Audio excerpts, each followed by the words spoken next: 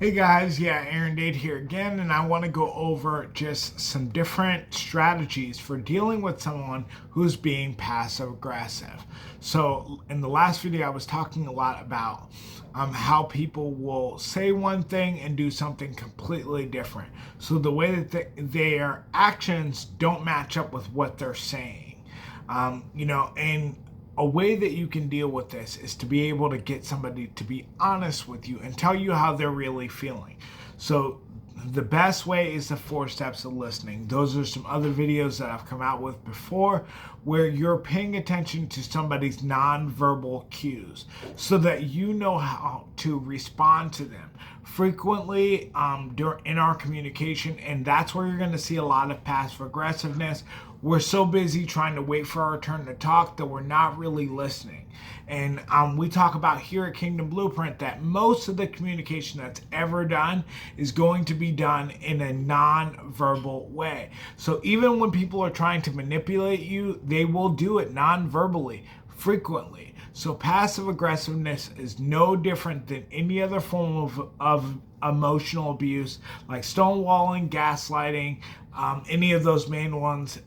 Obviously, like I'm talking about here with passive aggressiveness, and where you're able to deal with that is being able to be honest and upfront with them first, and then expecting that behavior to be reciprocal. So here's an example.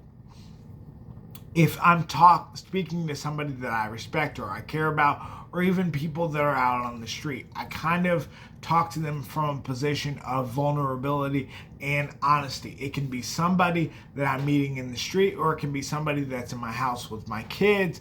A lot of the times, the things that I do with them is I don't be passive aggressive, and I don't expect passive aggressiveness from them by telling them the truth from the beginning. So let's say that you and your spouse or you and one of your friends are talking, and then all of a sudden you notice that they kind of retreat from you, they step back from you.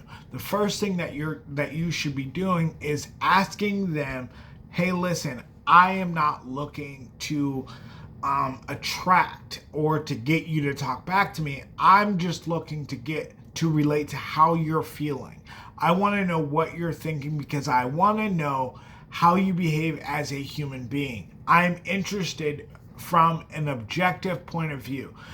For those of you guys that may be in marriage restoration, or for those of you guys that are just interested in your overall interactions in your environment, that is one of the best ways to communicate with somebody, is an objective point of view, especially when they're being passive aggressive. I'm not trying to get back. I'm not trying to reconcile with you. I am not trying to gain a better relationship as a friend. I'm not trying to open up the therapeutic box of worms, I guess you would say. I am just here trying to ask you questions as a human being, as a person. That's why I'm interested. It's pure curiosity. And so then coming to them with an honest moment. So for instance, if you're talking to somebody, let's say that you're talking about your favorite cars, and then all of a sudden they say, oh yeah, I really like the Lincoln Navigator and I want to buy it. And then you notice that they retract from you. And then they say, oh yeah, I love that car too. Asking them, like in my case, what I would say is, you know what?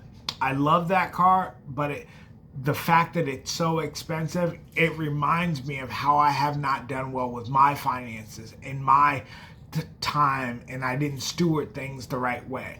And then I ask them a question right after that moment of vulnerability, and then it's reciprocal.